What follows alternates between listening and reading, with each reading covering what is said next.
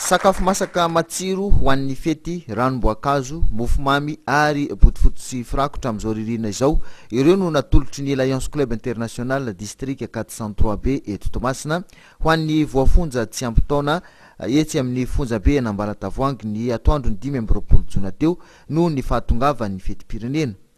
Tsy manadino ary tsy manary ny zoma olombelona azy ireo ny fonja sy reto mpanao asa soa matoa tonga amin'ny vanim-potoana ny asaramanitra toy izao.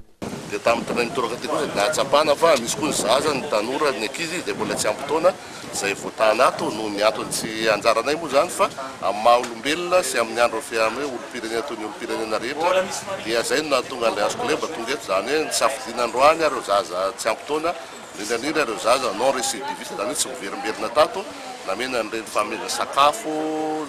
firakotra mafana sy ny kilalao indrindra ho an'ireo zaza koa izay teraka tato no ny reny ny tavelato dia teraka tato raha zareo dia namena ny reny arendrina sy ny kilalao azy mba ahafahany manao fety reny zay tanjona nahatonga an'izao zavatra zao fa izao moa dia ataony hoe reny zavatra nataon'ilay ansateny amin'ireny fitadiavana natao teny amintsika mpiaramonina reny ihany dia nitombony tamin'ireny dia natomboka antsika mpiaramonina fa natomboka taty amin'ny fonja androany.